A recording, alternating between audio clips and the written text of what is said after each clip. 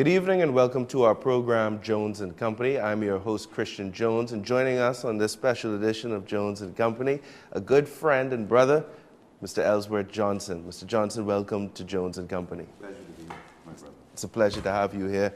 Mr. Johson served in the former Minister Administration as Minister of State for Legal Affairs, then as Minister of Financial Services, Trade, Industry, and Immigration. Mr. Johson, we are once again at a point where people are preparing themselves for another election in our country, and you, like some of your other colleagues who served in the former administration, have prepared to re-offer yourselves in this election. Let me start our program by asking you why.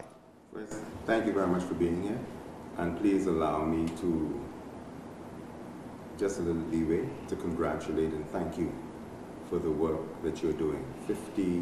We're celebrating our 52nd year of independence. And I always say this quote by Maya Angelou, that we are the dreams and aspirations of our forefathers who were slaves.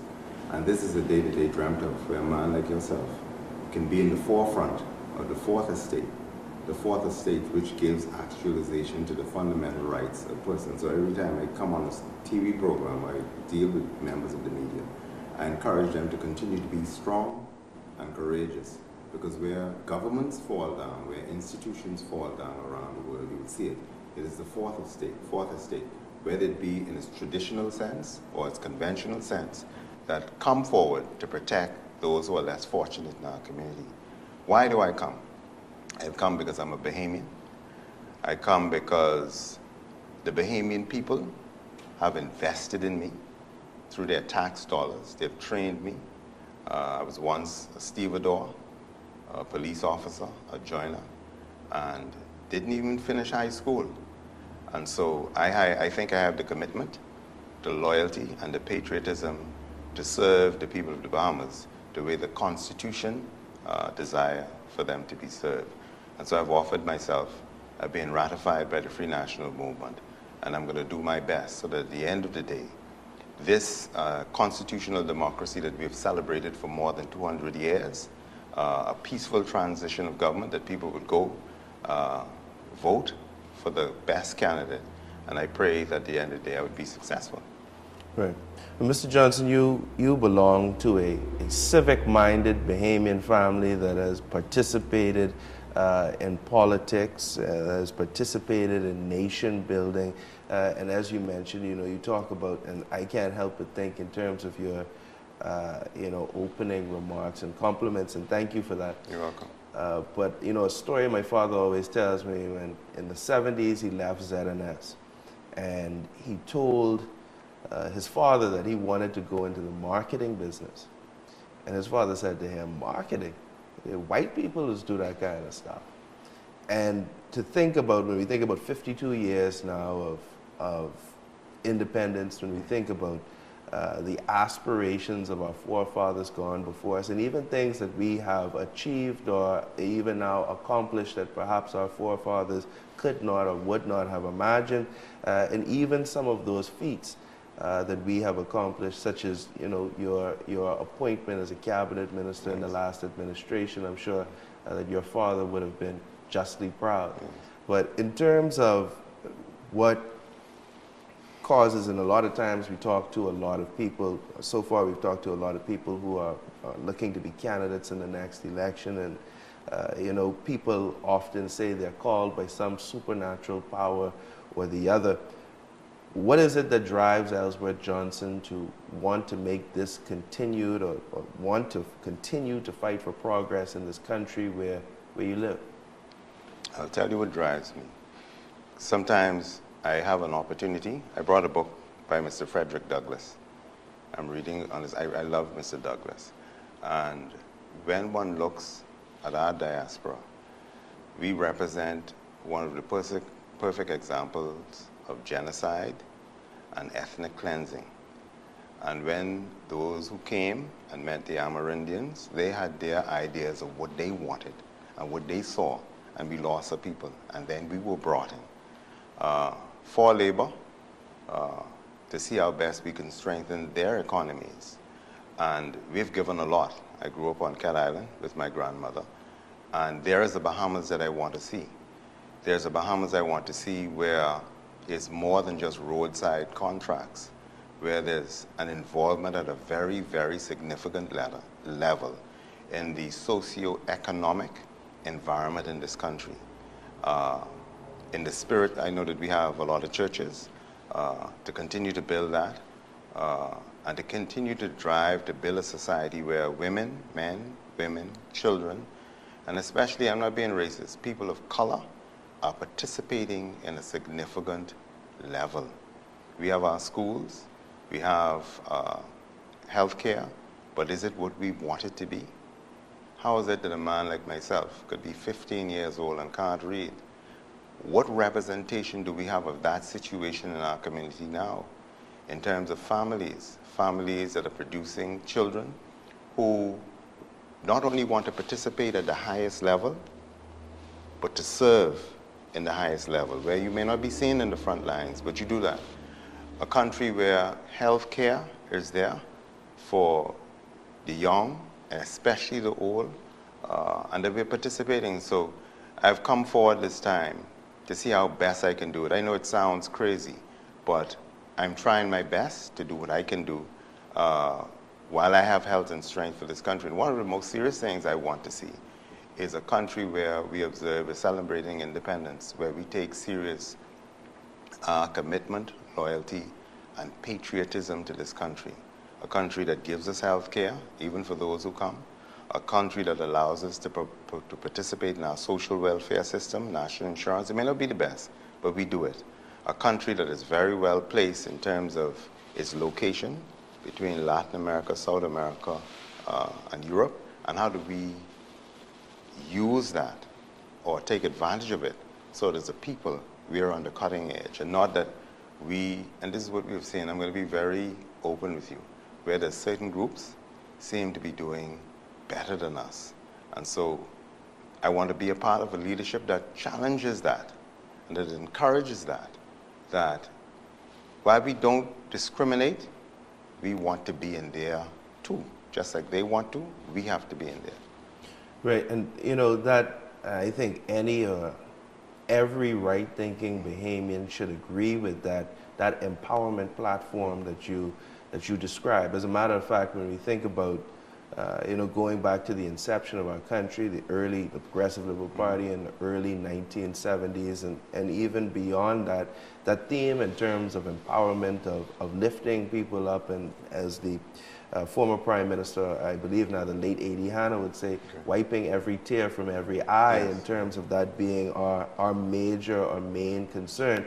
But I question in terms of that is objectively, throughout the country, a concern that everybody should share. What is the political or the ideological difference between the Progressive Liberal Party and the Free National Movement? And then when you talk about these groups of persons that you say are seemingly doing better than us, what groups exactly are we talking about? Well, let me say this. To my mind, there's an ideological difference between the Progressive Liberal Party and the Free National Movement. When one looks at what motivated Secessor and the Dissident Eight, along with other persons, to formulate the Free National Movement, Free PLPs and the FNM, and what was happening then, and their move through the 70s and the 80s to involve to a greater extent the Bahamian populace, the drug transshipment of the 80s, and how did we get there, where young men were jumping into cesspools or wrestling with pit bulls just to get some funds to get some crack cocaine. How did we degenerate to that point where in 1998 we did one of the most progressive commissions looking into the social decay in the community, which looks at families, the church, the courts, the police force, and they brought back a riveting report in terms of commitment to transparency, to honesty, and what we need to do to turn the country around. And guess what? That report basically focused on us as a people. When you look at the prison population, it's persons of our pigmentation. When you go to the magistrate's court or the family court or the Supreme Court, the majority is us. If we can turn what we see in the courts around to being productive, industrious persons involved in the business environment, how much better we can be. And so there's some introspection that we have to undertake in order to move ahead. While not recognizing we're only 52 years, there are countries of 200 years or more and are in a worse position than us. But these are some of the things that we have to address in order to get better. Groups coming ahead. I've said earlier that we appreciate that we have more than 200 years of peaceful transition or governance in the Bahamas. A lot of that 200 years was to the disadvantage of a group of people. So you had majority rule and all those different things. I'm not going to tell you that it was that peaceful. We can't be that foolish as young men sitting here talking today. But the Constitution gives everybody who is qualified, and it outlines what are the qualifications to run. And if you want to run, people do it all the time. They're free to come. But understand that if you come in this arena, as Mike Tyson said, it's good to come into the ring, but you're going to get hit. And there are rules to the game, and some people don't play by the rules. And so, sure, they can come.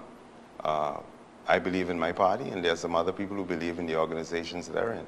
But that's the beauty of a democracy. And Lord Stein, he's a retired justice of the Supreme Court of America. He was speaking about persons having the ability to involve themselves in a constitutional democracy. That's what makes it great. When we can protect the right of the guy or the young man or the lady who we may say is talking foolishness, but he's not breaking the laws. He's not defaming anybody. He's not being seditious. He's not being treasonous. But he's coming to run. You protect the least among us, and that's how we're able to celebrate what we have today. So come. Come if you want, but know that you're going to meet persons like myself. You're going to meet some other people in the game. And we're serious about this country. And everybody wants what they think is the best for the Bahamas, but as long as we do it as the law requires. Right, and you know, when you raise that point about Mike Tyson in the ring, there's another quote, I think, and I can't remember who it's attributed to, but it says, you're either in the ring or outside it, and then that would answer my question in terms of why you're reoffering yourself once again to run. Because a lot of these issues, you have to be in the ring to be able to fight the issues or to deal with the issues that we are looking at. I'm still not satisfied in terms of this ideological difference between the PLP and the FNM. While in terms of our system, the opposition is tasked with bringing that antagonism to the government. But I believe that when we look at ourselves, especially in this time that independence gives us, to look at things in the country that we've done right, that we've done well, as well as things where we have gone wrong. I did an independence show at my father last year where I raised some of those pessimistic views of some people in terms of independence. There, for some reason, is always a group of people, I think they hate the Bahamas, who get together around this time and call shows or radio shows and argue that we have nothing to be proud of as a country 52 years into this experiment in black-run government in the Caribbean. And I always try to disabuse people of that notion and remind them that as a country over the past five decades, we have achieved extraordinary things. But where I think as a country, and where I want to carry our conversation now, is to what stops us from advancing as a country on some of these issues. As I mentioned, nobody in their right mind would disagree with the platform that you have articulated. But we in our country too often act based on our political views, our political beliefs, and I'm worried that that is what we are teaching our children. And it is in those moments where I've seen some Bahamians oppose issues or programs or things that you would think would be beneficial to the entire Bahamas, but just based on towing the political line, right? One party or the other. Would you agree with that statement? Because let me say this, Okay, and I crave your indulgence for this. For those who say we haven't done anything, I think it's because we've done so much. We provide in the freeing up of the airwaves and in programs like this that they can get on the radio stations, and without fear of reprisal, physical or other, they can say these things. They can't do this anywhere else in the world. So that's extraordinarily significant. If they had done that, had they had radios back in the 40s and 50s, you can speak to your father. It might have been there would have been some dire consequences for them right here. And so we've come a very long way in terms of what our forefathers, whether they be on one side or the other, have sacrificed for us to have. I think one of the things going forward that we must focus on and is required is civics. To let persons, civics and history, to let persons know who we are, from whence we come, and what has birthed this land called the Bahamas. And it's not by happenstance I spoke to genocide and ethnic cleansing. People must understand how that happened. People must understand how we came to be here as people of color.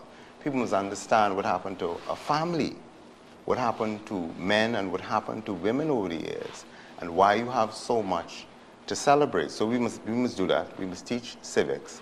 And at the end of the day, you know what I say to my leader, and I would wish that other persons would be able to say it, that my support or commitment to you is not blind loyalty. And I've been able to say that to 3 leaders who are now here, all of them know it in my party. And so there's an obligation that I have to country that supersedes party, yes? There's an obligation that I have to my family and to my God that supersedes party. And we had a conversation before we started that if this would affect the way that Elsworth Johson is to do what a man ought to do, that is to care for his wife and his children, well, I have to step aside. That's what it is. And so there's some basic principles. It's not astrophysics. It's just the way we live as a people. And so I think in the way, I know in the way that we conduct ourselves toward each other as a group, and to say to each other when we're on the tambourine tree or whatever have you, that there are some fellas who don't mind that they live in the East or they live in the West. They do business. Who don't mind that, and they want their children to excel. So whether or not you're a Progressive Liberal Party or you're FNM or you're COI, your child is my child. And your wife is off limits, my wife is on limits, and your children are off limits. And this is how we do business. This is the country that we had, and we need to have and I'm grateful to you encouraging these conversations. This is where we are, and now we have a baton. And let me say this about what we do in terms of running. Somebody was saying about government, and when you get into government, this is not playing games. Mr. Davis Stowes are now steering what is called the SS Bahamas. Let's take it as a ship. In the very near future, the owners of that ship would make a decision. And if they decide against him and his crew must steer her in. Another crew will get on board, and they will go. And they have to take care of it in a certain way to try its best to ensure that everybody gets. But this is what it is. We lack, I was taught this very early by my father, son, you either have principle or price. And see, when you have price, you sacrifice more. Because you will take a bowl of porridge and let the guy have all your beachfront. When you have price, you will allow someone to come in with an empty briefcase and fool you to think that he's going to have this development. When you have price, there are certain things that you give up. And as we celebrate this, one of the things we're going to do is we're going to have all kinds of church services, no repentance, very little remorse of anything. We're going to pray very hard. I went to Transfiguration this morning. The preacher did a very good job. We have all kinds of faith, but very little work. And so, as a people, in what we want to do, we have to instill that in our children. And we have to have the courage, as Professor Cornel West says, to bring these, not just the ideas, or remember where we came from, know where we are, and have the courage to bring people together around these ideas and have the audacity to be disappointed in our failures and to identify our failures and to correct them, to have the courage not to make the mistakes that we've made over the years. Yeah. For instance, what we're doing now, no bid contracts. You have the Public Procurement Act, which is designed for us to get more money to assist persons. We have to have the courage to deal with those things, to be fiscally responsible. There should be no schools where children want an opportunity that you don't have science teachers. These are simple. In order to build a good man, or what your father's placed in you, he took care of the simple, what we call the simple things. He spoke to you. When we listened, we could hear you are very well aware of our past, our present, and where we want to go as a future. The fathers are there. The mothers are allowing them to be there. So there are certain things that we have to do on a micro level for us as a people, and then we can participate in a greater way. And if you're not doing that, I run a campaign, and just let me say this. You don't be with me if you don't take care of your children. I tell the young men, my mother, my wife, and my children will be in this yard. So I know my limitations. So if you come in this yard, know that you will protect them. And they would come and they would bring their children. So it's not big, you know. It's just some things we're missing. And when you go back in our future, in our past, there were certain things they deliberately removed from us. Oh, certainly, Mr. Johnson. And it was designed to have what you have today, and you see it in leadership. Well, certainly, Yeah. you know, there's a saying, and I think I heard the Honorable Minister Louis Farrakhan quote it.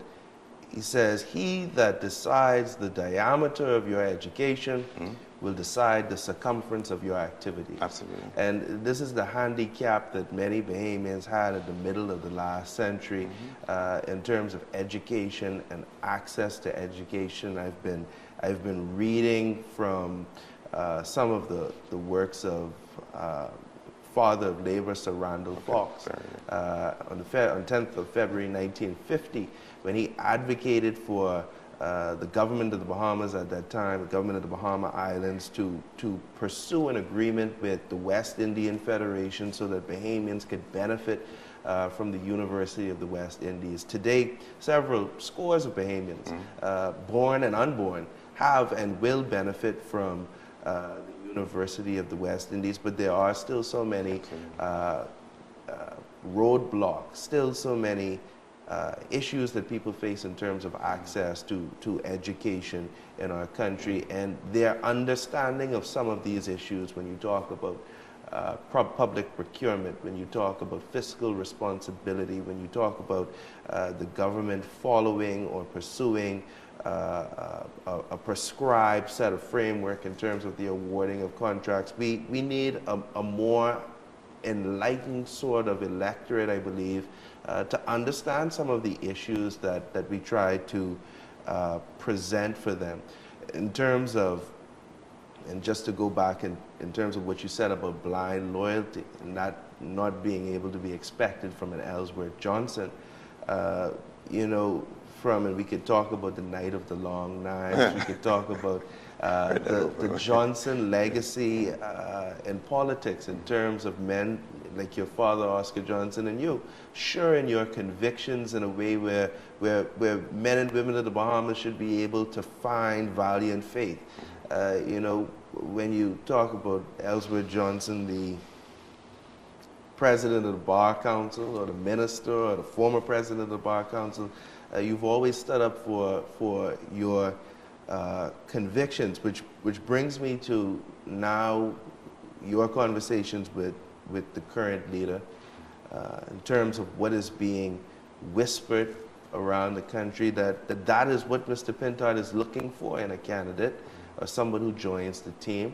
Loyalty to him, loyalty certainly to the leadership team of the Free National Movement, and we've seen where in the past there have been former members of the Minnis administration or Dr. Minnis himself, who have done things that people have looked at as being contemptuous of the current leadership. Do you think then that there are concerns, given the fact that you have been a member of the former Menace administration, and some of your other colleagues, Mr. Henfield, for example, who I believe is now running in South Beach, and you have Marvin Dames as well, who's once again been ratified by the Free National Movement to run in the next election. Is there this stigma on persons who served under the former Menace administration, since we see that there seems to be some sort of conflict there between Dr. Menace and the current leader? But party business is party business, I'll say that. And there's some degree of confidentiality you must have for your family and your household affairs. Listen, political propaganda, Mr. Davis lost and he ran again. Mr. Mitchell, the Honorable Fred Mitchell, lost and he ran again. So I'm hearing these things, but the same standard is not applied. In terms of leadership must be strong, because you're not dealing with a tuck shop. You're dealing with a country.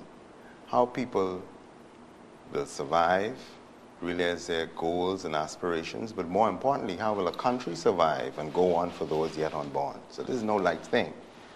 And so leadership must demand a certain degree of commitment, loyalty to it. But there's a certain degree that leadership should never go beyond, because leadership doesn't trump country or the Constitution. So there must always be persons in the organization to remind individuals of that, not that it exists with us. Let me say this about Dr. Menace, and I've said this to my leader, and I've said it publicly. I love, admire, and respect the gentleman. He was once a former prime minister. He's given service. The late Mr. Cedric Parker said something about Sir Lyndon when persons were trying to heap coals on his head. He says, be very careful. He wrote a very good letter. In your criticism of Sir Lyndon, knowing full well that he held an office, and you don't want to damage the very office that you aspire to. And so in those circumstances, I think history will speak well of Dr. Menace. I'll tell you this. There have been Mr. Lyndon, Mr. Christie, Mr. Ingram, and then Dr. Menace. And all of them had their ways in terms of how they will develop this country. And I'm grateful to Mr. Ingram for freeing up the airwaves. It gives people the chance to do what we do now. Even to consult Mr. Ingram if you want to.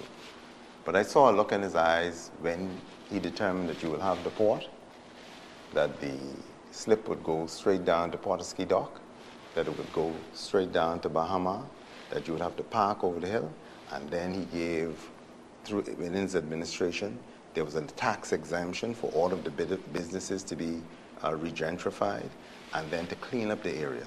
And the thought was, all that money that would stop at a certain place would come over, and that these people who work very hard would realize it, and that their children would realize it, and would continue, and they would go to universities, they would travel the world. And I said, wow, this was one of the dreams and aspirations, and not just one. The island that I grew up on, Cat Island, tax exemptions for all of those islands for people to go on. And then he brought in persons, he says, for lands and survey, bring in the experts, train them so that we could have this thing called, it started with Mr. Ingram, registered conveyance, but give these people their properties so they can have it. We don't celebrate, we don't talk about it. So he did a lot of things. And like Mr. Ingram said about Sir Lyndon, and I know that you've seen it, one of the most riveting, thought-provoking, and fair contributions on the life of Sir Lyndon as well. He says he wasn't a saint, so he would not bestow him with sainthood. He wasn't perfect, so he would not bestow him with perfection. But this is what we're prepared to do in honor of him. We will highlight some of the things he did because he shouldn't have done those. We're not Christ. And he says and then he put him on the dollar. Yes?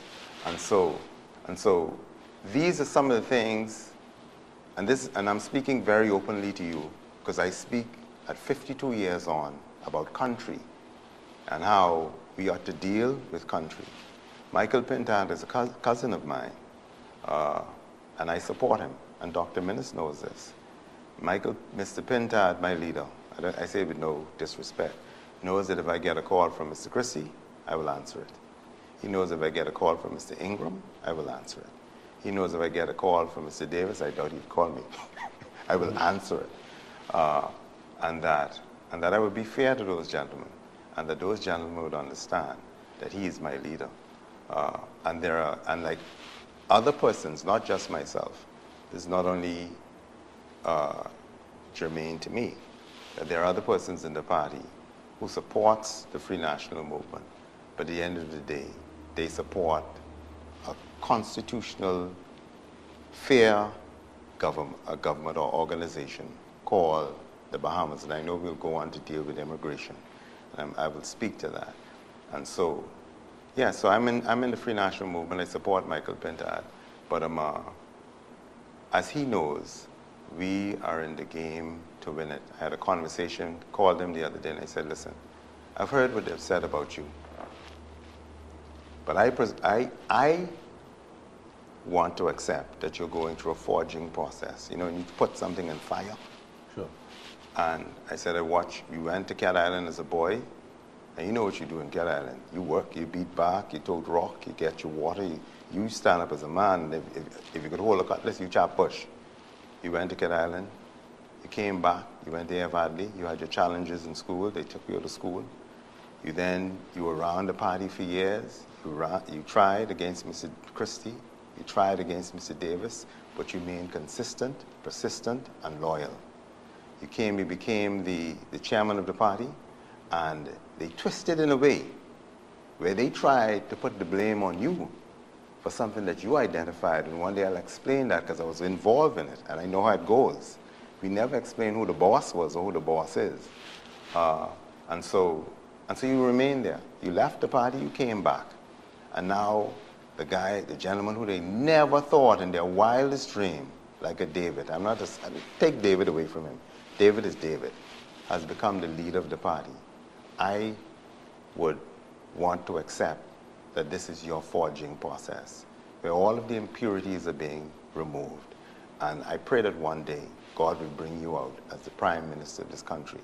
But a lot of it depends when we're going through forging, your forging process, my forging process, of our commitment to that process. At the end of the day, I don't ascribe, and I know you don't, and I know your father doesn't, and I'm not beguiling you or anything. At the end of the day, I'm praying that God would make a determination that it's in the best interest of this country in terms of leadership. And I'll leave it there. All right. Well, at this point, Mr. Johson, we have to take our first break on our program, Jones & Co. But when we return, I want to return to that conversation and talk a bit more about the former Prime Minister and the current leader of the Free National Movement. We'll take this first break on our program, Jones & Company. We'll be right back.